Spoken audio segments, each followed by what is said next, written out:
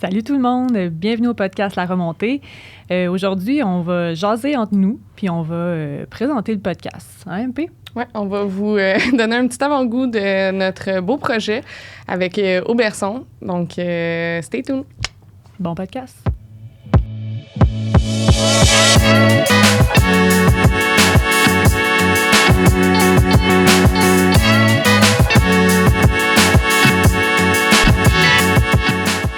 Salut Marie-Pierre. Salut Elisabeth. Bienvenue au podcast La Remontée. Merci, bienvenue à toi aussi. Merci. Puis, comment tu te sens? Premier épisode de podcast à l'enregistrement. Il y a un certain niveau de stress, hein? On n'est pas habitué d'avoir un micro dans le visage comme ça. Toi, comment tu te sens? Même chose, quand même assez fébrile, mais je suis vraiment contente de ce projet-là. Fait qu'on est vraiment contente de pouvoir vous présenter ce premier épisode. En fait, je vais te demander, je vais commencer par ça, MP. J'aimerais ça juste que tu nous présentes un peu, c'est quoi Auberson? Bien, Auberson, c'est une entreprise familiale qui a été fondée en 1964 par Maurice Auberson, de son nom, qui a été éventuellement accompagné par Joanne Auberson. Puis Maurice, de son pays natal suisse, il est venu ici. Il a parti une belle boutique spécialisée. Il y avait une lacune dans le marché, puis c'est un peu ça qui s'est passé. Commencer à grossir le magasin, le marché, avoir créé un lien aussi avec les clients. Puis là, ben, c'est Alexandra Auberson puis sa fille et un de ses fidèles acolytes, Daniel, qui a repris la business, la belle relève de l'entreprise familiale. Donc, nous, on fait partie de ça. Cool. Donc, toi, Elisabeth, parle-nous un peu de toi. Ben, en fait... moi, je suis rédactrice chez Auberson depuis comme 4 ans. Fait que, tu sais, j'ai toujours été une grande passionnée de snowboard, de sport de montagne. Puis, pour moi, de pouvoir allier ma passion pour l'écriture, pour les mots et le plein air, ben c'est vraiment un grand privilège de le faire. Puis, pour une entreprise familiale comme ça m'a toujours parlé. Tu sais, je suis vraiment une personne qui est ultra curieuse de nature, fait que c'est sûr que, justement, de pouvoir recevoir des gens d'industrie, ça me parle beaucoup. Puis, c'est ça, je gravite un peu dans ce milieu-là du plein air depuis quand même quelques années. Je m'implique avec les chefs de montagne, qui est un organisme qui me tient à cœur. C'est vraiment mode plein air au féminin. Puis, je fais aussi pas mal de vélo, un peu de tout, là. Regarde, je suis une polyvalente et une passionnée. C'est une fonceuse aventurière. Puis toi, MP, c'est qui MP chez Auberson? C'est qui MP, ça? Dans le fond, c'est moi. Ça fait 10 ans que je travaille chez Auberson. J'ai pas tellement un background qui était dans le retail au départ. Je suis plus dans le domaine de la santé. Mais pendant mes études universitaires, j'ai un ami qui m'a introduit au magasin pour avoir une job on the side. Et finalement, j'ai vraiment trippé. Je suis embarquée les 2 pieds dans la boutique pour jamais en sortir, finalement. Puis, dans le fond, à travers le magasin, j'ai fait un petit peu tous les rôles dans le magasin. Je suis assez multidisciplinaire. Maintenant, je suis gestionnaire d'opération. Et dans le fond, pourquoi je suis restée chez Auberson, c'est vraiment parce que l'entreprise familiale, même chose que toi, ça me parlait. J'étais très, très proche des valeurs de l'entreprise. Puis aussi, une belle entreprise menée par une femme et Daniel, mais ça nous a vraiment... Moi, ça m'a vraiment, vraiment parlé. Mm-hmm. Donc voilà, et je suis restée là. Moi, je suis plus aussi ski de rando. C'est là que j'ai accroché, encore là, mon collègue Charles, qui m'avait introduit à ça durant ma première année chez Auberson. Avant, je faisais de la planche. Le splitboard était méconnu à ce moment-là. Fait que j'étais allée en mode raquette avec mon snow sur le dos. Et là, j'ai comme fait « Ah, non, not for me ». Fait que je suis revenue au ski alpin, recommencer dans les pistes. J'aimais le défi, retrouver un peu le fait d'avoir 2 spatules. Puis je m'aventurais dans le bois. C'était vraiment très intéressant. Puis suivre mon ami Charles qui nous faisait parfois bushwhacker, mais qui nous trouvait tout le temps des routes super le fun puis des défis. Puis durant l'été, ben j'embarquais vélo de route et éventuellement vélo de montagne. Puis là, ben je pratique ces sports-là year-round. Fait que voilà, ça c'est une petite intro de mon côté. Non, mais parlant de bushwhack, là... C'est un peu comme ça qu'on s'est connus, là. On s'entend.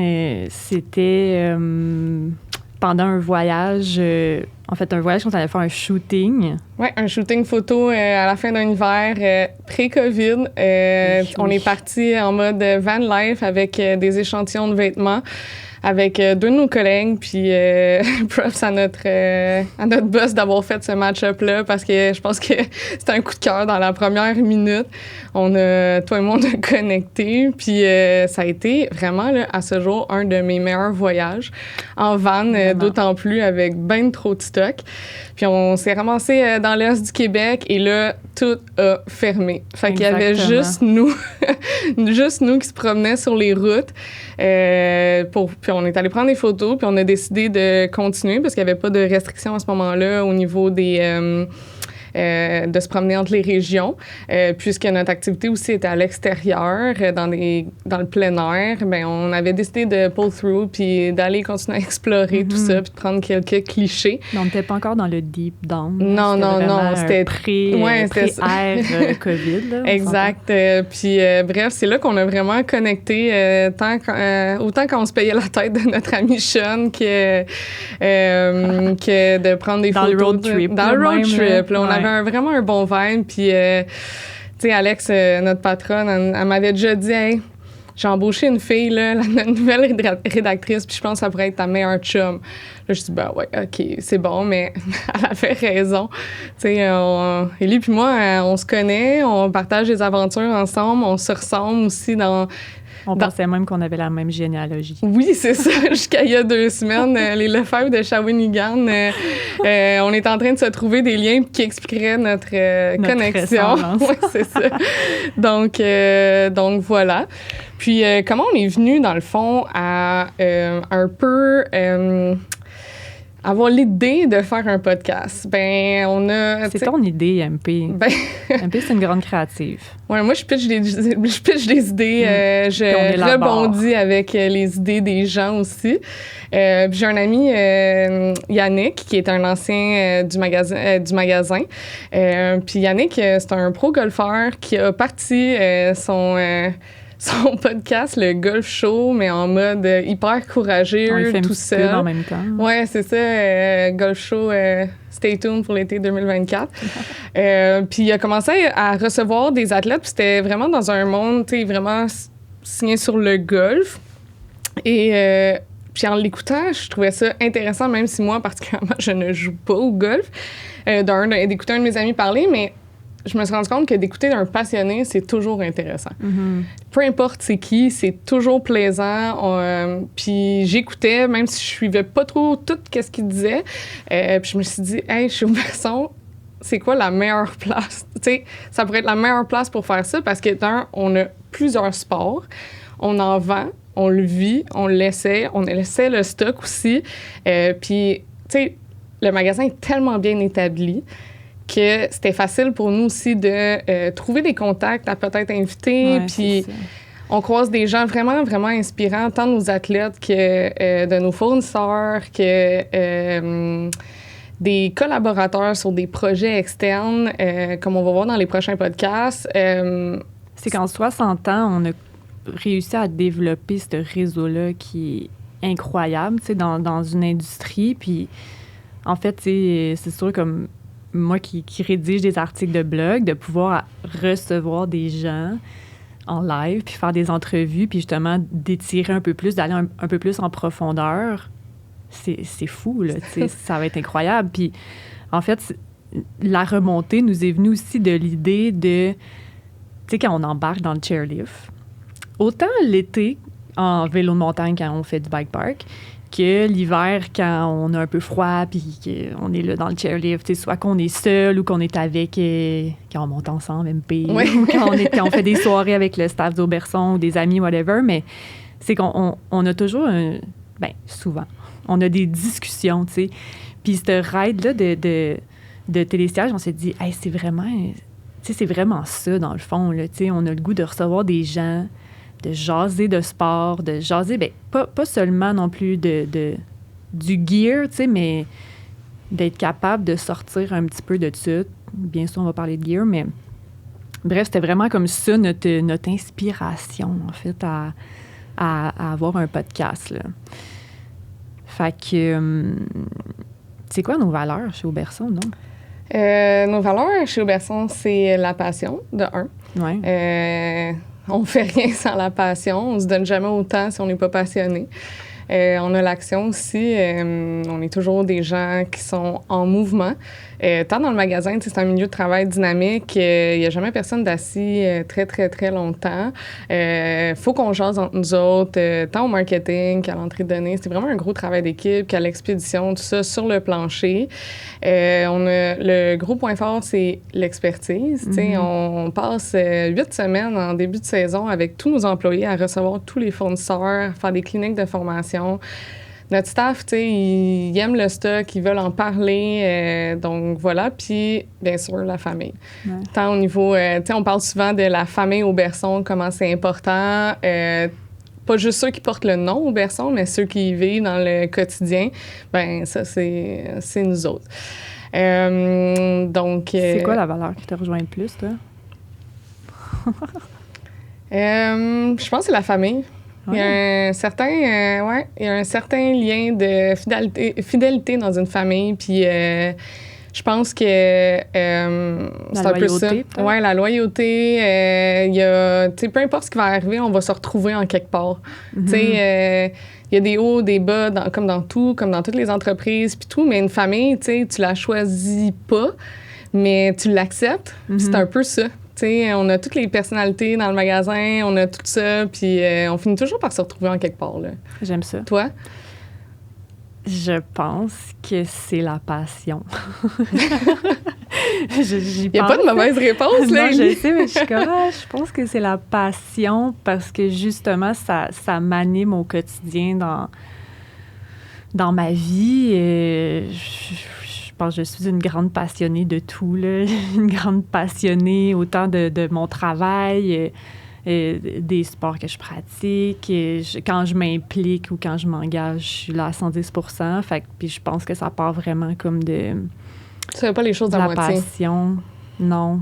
Non. Pas très valorisant de faire les choses à moitié. On aime se lancer dans le vide, je crois. Oui, exactement. C'est un peu pour ça qu'on est là, en fait. Hein? Ben oui. C'est sûr que Élie puis moi, de nos discussions antérieures, on s'est rendu compte qu'on est des gens. Nous sommes des femmes qui sont confortables dans l'inconfort, puis on aime ça, se rendre là. Mm-hmm. On touche les limites, on essaie de les repousser un petit peu, des fois un peu trop peut-être, mais en même temps, si on n'est pas un petit peu excité ou justement, comme tu as parlé tantôt de fébrilité, si on n'a pas ça, on avance comme pas trop, on aime ça, se lancer. Ah oui, vraiment. Vraiment. Puis, en fait, c'est ça, à chaque semaine, non, pas à chaque semaine, mais comme dans tous nos épisodes, ce qu'on a décidé de faire, en fait, on est des grandes fans de Jeannot Barbecue. Pour ceux qui connaissent la référence. Jean-Sébastien Girard, un de nos brefs. On est fans. Puis, il y a un questionnaire qui s'appelle crémeuse ou traditionnelle. Je vais dire crémeuse barbecue, mais crémeuse ou traditionnelle. Puis, on s'est inspiré de ça. Puis, en fait, quand on va recevoir des invités, on va toujours leur poser nos petites questions en rafale pour qu'on soit capable d'en connaître davantage sur ces gens-là, puis que vous puissiez en connaître aussi davantage, tout en restant un peu funny. Fait qu'on l'a appelé le fameux chairlift speed dating. Pour ceux qui ne connaissent pas, c'est un concept qui existe dans les montagnes de ski, généralement à la Saint-Valentin, qui est dans la saison froide. Des fois, il y a des chairlifts doubles. Certaines montagnes se lancent, alors il y a une file de chaque côté. Les gens sont matchés dans une chaise, que ce soit pour juste jaser ou rencontrer des gens, tendance amoureuse sinon, pour ceux qui ont besoin. Donc, c'est chairlift speed date. C'est quand même cool. Est-ce que tu le ferais, toi? Mettons, Pour rencontrer des gens, oui, là, tu sais, moi, je suis bookée. ouais, c'est ça, mettons qu'on n'était pas bookés. Oui, là. c'est ça, mais non, tu sais, des fois aussi, je me rends compte qu'on est dans un milieu où est-ce qu'on a beaucoup d'amis, mais on a, tu sais, des fois, il y a des contraintes d'horaire, tout ça, puis, tu sais, d'apprendre à connaître d'autres mondes aussi à l'extérieur de nos cercles qu'on a habituellement, je trouve que c'est cool. Puis, ça a l'air que j'ai la jasette facile. Pour vrai? Fait que c'est... Pour vrai. Fait que, ouais, c'est facile de connecter avec les gens. Je pense... Puis toi, tu le ferais-tu? Bien, sérieusement, oui. On devrait recevoir du monde qui l'ont déjà fait, honnêtement, ça serait Ça serait vraiment quand parfait. même bon. Mais, ben là, comme c'est ça, si on n'était pas booké, oui, parce que, tu sais, ça doit être tellement difficile de rencontrer, probablement, surtout des gens avec qui tu peux partager tes passions. Fait que, honnêtement, c'est toi qui m'as appris ça. Je savais même pas que ça existait, ça, le chairlift speed dating. On essaiera de faire une plug pour ça quand On va trouver, la Saint-Valentin ouais, est c'est ça. venue. Fait que c'est ça notre concept pour le questionnaire, le fameux chairlift speed dating. Donc, on a décidé de se poser des questions. C'est vraiment des petites questions en rafale. Avant de les poser à d'autres. Donc, Exactement. on brise la glace Ouais, comme ça. on s'essaye. Je me lance, Vas-y. MP. Mais je sais la réponse. Tu as dit ça de plus tôt dans le podcast. Ski ou snow? Ski, assurément. Oui, même si tu as déjà fait du snow. Honnêtement, je pourrais retrouver mon board, puis je l'ai gardé tout. J'ai aucun problème. J'ai même enseigné la planche pendant quelques années. Ça, je t'ai vu faire du snow comme... C'est quand? Dans un shooting, peut-être? Oui, j'avais emprunté du stock, mais tu sais, j'ai été proche du snow en phase ado. On lâche le ski, tout ça. Le snowboard, c'est cool. Fait que, tu sais, genre à 9-10 ans, envoie le snow. Mes parents sont comme, OK, on se lance, puis tous les cours, tout le kit. J'ai vraiment adoré ça. Mais moi, je suis pas tellement vibe par tout ça. Je suis vraiment plus en snowboard, je suis plus piste, je suis plus mise à corps, gros virage, carving. C'est plus ça mon style. Puis quand j'ai commencé à vouloir vraiment rentrer dans le bois, mettons, je me faisais chier. Genre, quand je tombais à terre, puis je me ramassais les deux mains dans le fond de la neige, j'avais chaud, pas capable de me relever. J'ai comme déconnecté, puis... il y a de la détermination. Il y a de la détermination, puis props à tous les splitboarders. Tu sais, puis je veux dire, c'est un sport qui est complémentaire, hein, le splitboard puis le ski de rando, parce que un a besoin de l'autre des fois. 100%. Combien de fois ça m'est arrivé déjà de te tirer une pole pour te soigner, pour t'aider dans une petite impasse, puis tout, là. Donc, ouais, non, mais j'ai retrouvé du plaisir, un nouveau défi avec le ski. Tu sais, rendu à l'âge adulte, quand j'ai remis les palettes, c'était comme un peu instable, je trouvais ça intéressant. Puis j'ai pas touché encore la limite, fait que non, je vais rester là-dedans. Toi, Élie, ski ou snow? Mais là, moi, 100% snow, là, je ne suis jamais retournée en arrière. Non, vraiment pas. Mais je m'étais dit que j'allais comme réessayer un peu, là. Un peu. J'allais juste réessayer pour voir. Ça va me donner un défi, là, parce que c'est sûr qu'à un moment donné, surtout en station, on vient qu'on a un peu moins, mais tu sais, quand même. Puis non, je suis 100% snow. Moi, à quel âge tu as switché? Neige. En 5e année. On a quel âge en 5e année? Comme non. Non, ben non. 11 ans? Non, comme 10 ans. Oui, bon, mais depuis 7 ans, vraiment, je suis une grande passionnée. Même si faut que des fois, justement, je me retrouve dans des petites impasses ou que quand on voit un bout plat, c'est comme, ah non, un bout plat. Puis là, il y a bien de la neige, fait qu'il n'y a aucune chance que tu te rendes. Là, ouais, ou si ton snow est mal serré, puis là, tu as un bout plat, puis oh my God. C'est d'où l'importance de faire entretenir son équipement. Mais honnêtement, j'adore. Autant pour carver, faire de la piste, mais je suis vraiment une fille de bord de piste, fait que j'aime vraiment faire des petits virages serrés, clac, surfer, là, faire... Je vois la neige et je suis excitée là, de l'hiver. Là. Donc, ça m'amène à la prochaine question. Été ou hiver, Élie? Bien, là, sans hésitation, il fait d'hiver. Ah ouais, hein? Ouais. J'adore l'été, là. J'aime ça, je veux dire... On est bien l'été, les journées sont longues, on peut faire du bike, on peut en profiter, mais quoi de plus agréable qu'avoir un peu froid l'hiver, l'air frais, les sports d'hiver. Je trouve que l'hiver a un beau challenge. Je suis d'accord avec toi là-dessus. L'hiver, là, tu sors puis tu t'inspires là, quand il fait vraiment froid. Puis c'est l'air, on dirait, pur qui rentre. Même quand t'es en ville, on dirait que tout est plus pur quand c'est l'hiver. C'est merveilleux, là. Ouais. Fait que t'es-tu plus une fille d'été ou d'hiver? Ben non, je suis fille d'hiver, moi aussi. OK, c'est ça, je le savais mais pas. Mais l'été, tu sais, ça te fait mieux apprécier l'hiver, mais je tolère pas du tout la chaleur. Non, moi non plus. J'aime l'été justement parce que c'est l'accessibilité à certains des sports qu'on pratique. C'est facile de juste sortir en bike dehors puis partir de chez vous à la limite ou, tu sais, route, gravel, tout ça, mais tu sais...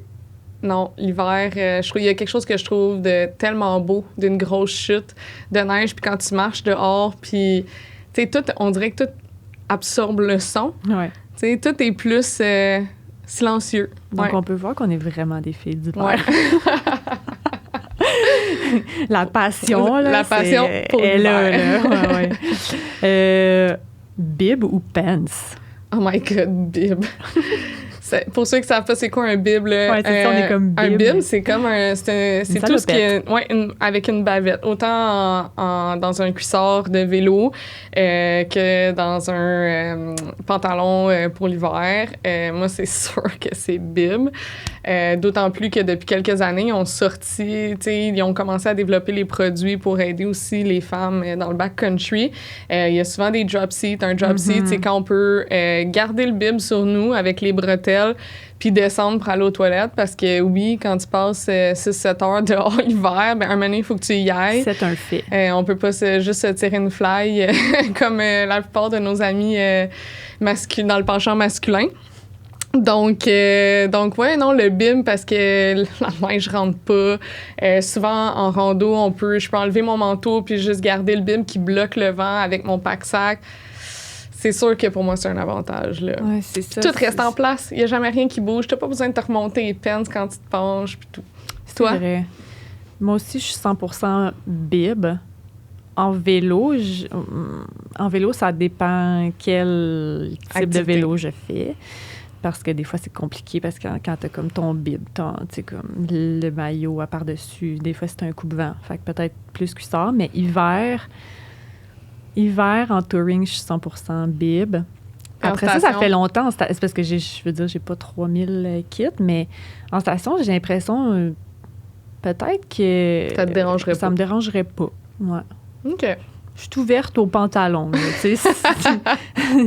Mais je préfère le bib. Surtout que, justement, ça fait longtemps que j'ai pas eu un pantalon de ski, mais j'ai comme l'impression que les coupes sont peut-être différentes d'avant. Tu sais, peut-être, ouais, plus agréable à porter à la tête. Et ça, c'est qu'un bib, t'as pas la taille qui... Il n'y a rien, c'est ça, exact, là. Ton manteau par-dessus, le vent rentre pas. Je sais pas, il y a vraiment quelque chose d'intéressant... là-dedans, là. Je pige. Ouais. Donc, monter ou descendre? Oh my God, c'est...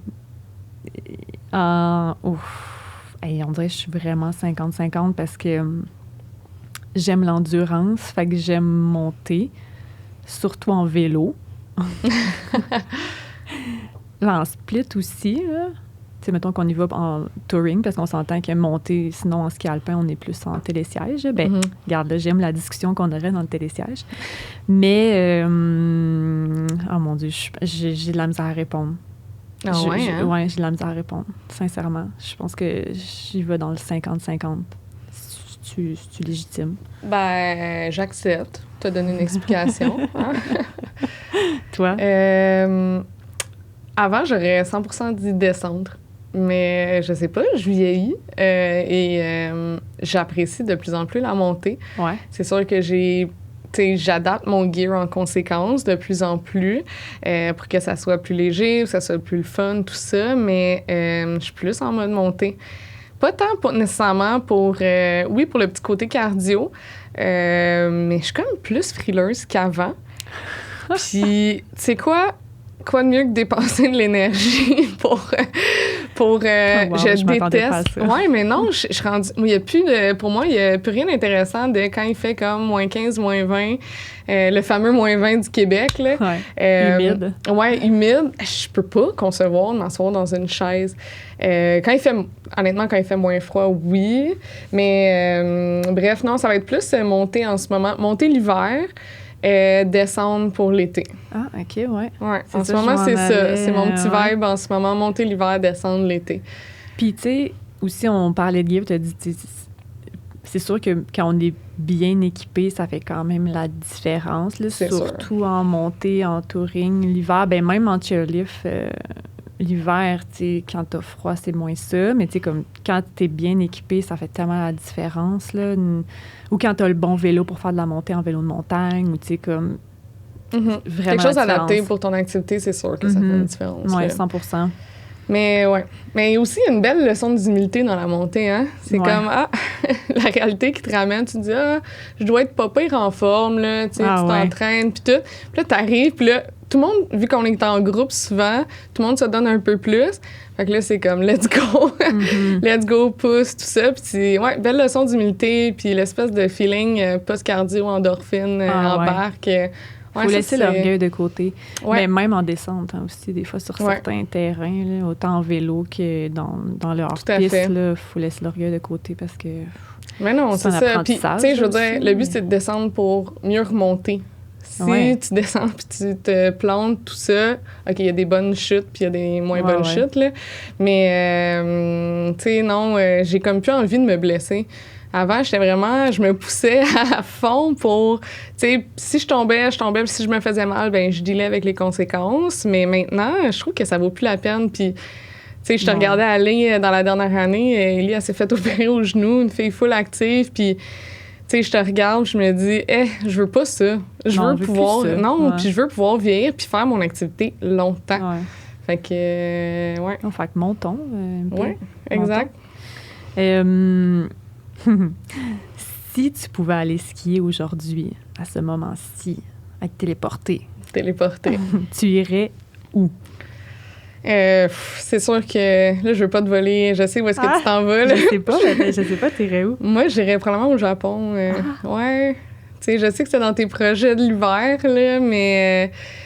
tu sais, de ce que les gens parlent de la neige, du type de montagne. Moi, j'ai pas besoin d'une méga montagne pour avoir du plaisir. J'ai juste besoin d'un bon terrain, de la bonne neige. Puis moi, juste une section semi-plate avec beaucoup de neige, je suis contente avec ça. Ça fait ma journée. Ouais. Juste de faire la première trace, de flotter. Non, fait que, Japon, je pense, c'est une bonne référence. Puis, tu sais, on a un staff qui s'en va passer l'hiver là-bas. Puis, ils m'ont dit, je suis comme, wow, c'est vraiment très cool. Ben, j'essaierai de me téléporter avec toi. Partenaire de voyage. Oui, c'est ça. Mais je vais sûrement te surprendre. Ah, vas-y. Je vais te dire que j'irai au Chili. Ouais. OK. Ouais. Ah oui, tu me surprends. Ouais, tu t'attendais pas à ça. Je vois pourquoi. Ouais. Mais je suis surprise que là, ça... Et je me suis toujours fait dire que c'était incroyable comme voyage de ski. Fait que... tu irais notre été, leur hiver, ou tu irais, mettons, à ce temps-ci de l'année?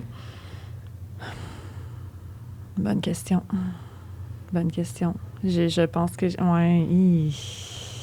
Ben là, aujourd'hui, j'irais là. Mais sûrement que sinon, en général, j'irais à leur hiver. OK. Ça va casser ton été en deux, c'est quand même cool. Ah, j'adorerais. Oui, c'est ça. J'adorerais casser mon été en deux. Non, mais ça fait un bon point de départ. Tu te gardes la main. Puis il y a quelque chose aussi de... Tu sais, aller dans les montagnes, puis qu'en bas des montagnes, il n'y a pas trop de neige, mais en haut, il y en a. Il y a une espèce de vibe intéressant là-dessus. Là, il y a ça aussi qui est intéressant. Tout est intéressant. Ben oui. Puis là, t'es à l'aéroport. T'arrives avec ton sac à ski, le monde font comme... mais toi, tu te sens... Tellement de destinations que c'est dur à choisir. Mais aujourd'hui, je pense que je ferais un saut au Chili, Un saut au Chili, je ferais quelques beaux virages, puis... c'est sûr que la bouffe est bonne. Je me téléporterai ailleurs après. J'irai te rejoindre au Japon. Bon, dernière petite question pour le chairlift speed date. Notre pref. Dans le chairlift, es-tu du genre à échanger ou à regarder ton sel? Premièrement, c'est sûr que je regarderai pas mon cell. Je suis moins dans cette lignée-là, mais tout dépendant, tu sais, si j'étais avec du monde que je connais, c'est sûr que je vais jaser, là, on s'entend, là. Mais tu sais, le silence ne m'incommode pas, là, ça me dérange pas du tout. Si je suis toute seule puis que je vois que l'autre personne a envie de parler puis que c'est comme, qu'il y a une ouverture, je vais probablement jaser puis poser des questions, puis tu sais, comme savoir un peu le background de la personne, ouais, c'est ça. Mais tu sais, on dirait que de plus en plus, je trouve, dans les dernières années, ça arrive moins souvent. Les gens sont plus fermés qu'avant, mais... Ou, tu sais, ils écoutent de la musique, fait que... Ou un podcast. Ou un podcast. Fait qu'il y a moins d'ouverture, mais je t'avoue que, ouais. Sinon, si je vois qu'il y a une ouverture, je vais parler. Si je suis avec du monde que je connais, c'est sûr, je vais parler, puis je vais rire. Toi? Ben, tu sais, moi, c'est sûr que je sors pas mon sel. Non, c'est ça, les doigts. Mais je l'ai les mains. Ouais. No way, au secours. Je pense pas que je serais le genre à partir une discussion avec quelqu'un. Tu sais, des petits commentaires sur le fly puis tout, je suis comme mal à l'aise. Small talk. Small talk, pas de temps. Quoique, si la personne commence à small talk, ben, je vais embarquer. Un peu comme toi, je vais répondre, puis c'est juste, je trouve ça malaisant quand ça tombe mort après. Donc, OK, ouais. Mais ouais, non, non, je pense pas que j'échangerais tant que ça, à moins que la personne fasse le premier pas. Après ça, une fois que c'est parti, hein, comme aujourd'hui. Donc, donc, voilà. Ben, good. MP, c'est déjà la fin de ce premier épisode du notre podcast épisode, La Remontée. Oui, notre épisode Brise-glace. Brise-glace, casse-glace. Casse-glace. En fait, on vous invite à rester à l'affût parce qu'on va avoir des invités bien le fun, autant du staff que des gens qui gravitent dans notre milieu. On va jaser de ce qu'ils font, on va jaser de touring, on va jaser d'aventure aussi. Fait qu'on vous invite à embarquer avec nous autres sur le petit projet. Exactement. On embarque dans le chairlift puis on y va. On y va. Ouais. Fait que, there you go. Ouais. Merci MP, merci à tout le monde d'avoir été là. Oui, merci aussi à notre équipe d'avoir embarqué dans le projet aussi. Nos boss, ils aiment ça nous regarder aller, je pense. Puis dès qu'on propose des idées, ils embarquent. Fait que si on est assez motivé pour le faire, ben ils vont probablement dire oui. Puis, regarde... on embarque tout dans le télésiège. On embarque tout dans le télésiège. 6 places. Oui, fait que, ben... Merci. À plus, MP. À bientôt. Ciao. Ciao.